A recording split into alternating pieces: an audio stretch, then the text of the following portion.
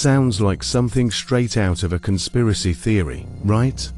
But this isn't fiction, this is MKUltra. You've heard of mind control. But do you know what the CIA did to try and make it real? One of the most shocking programs in American history. It started out simple enough.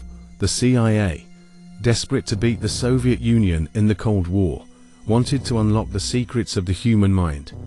The goal, mind control. It seemed like a far-fetched idea, but they believed it could be the ultimate weapon. They just needed to find the right way to control people's thoughts. And so, MKUltra was born. At first, the experiments seemed harmless research into drugs that could potentially alter behavior. But things quickly spiraled out of control.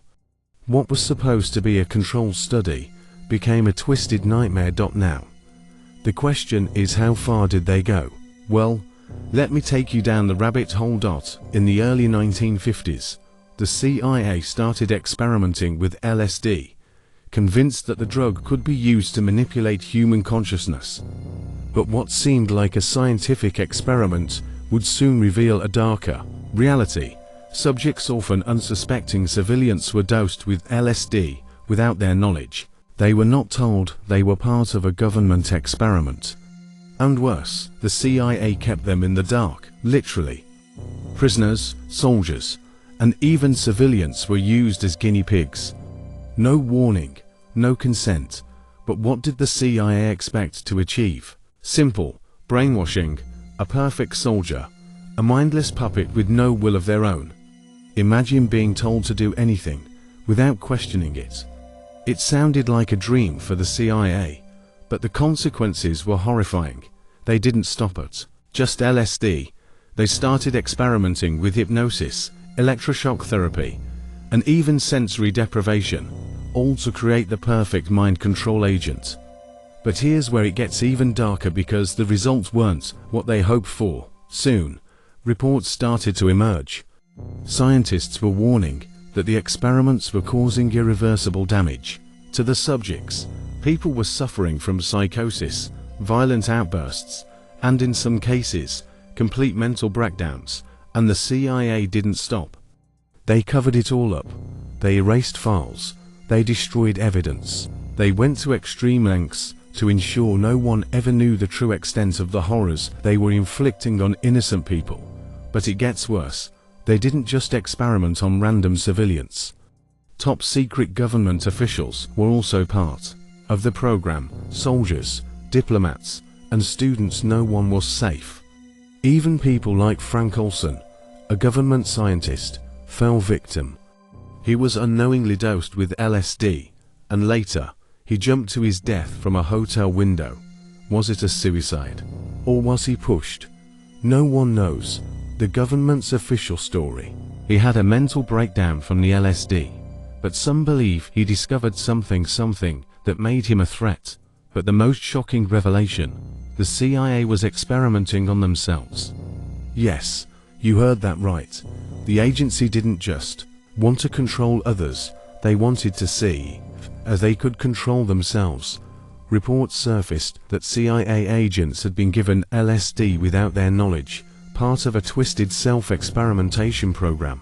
It wasn't just about brainwashing others, it was about controlling their own people. And guess what?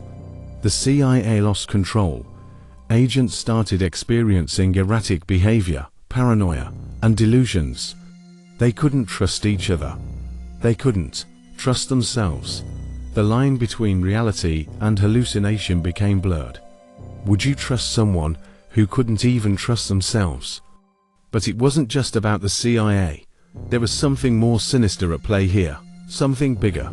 What if the government wasn't just experimenting on a few people, but trying to create an army of mind-controlled soldiers? Think about it, the perfect weapon.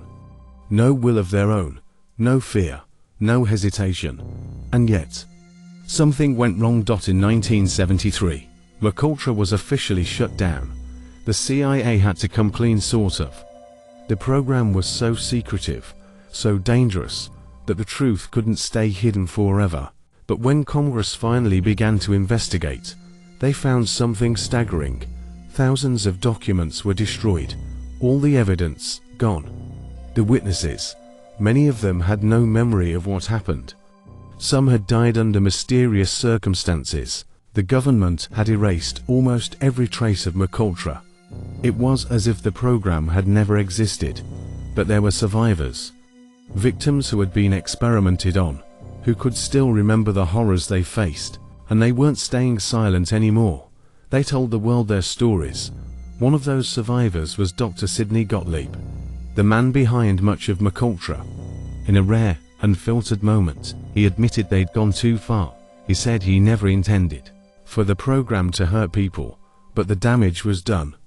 And some of the most shocking revelations, the true scope of the experiments. Dr. Gottlieb had secretly developed the truth serum, a drug designed to extract secrets from even the most resistant minds.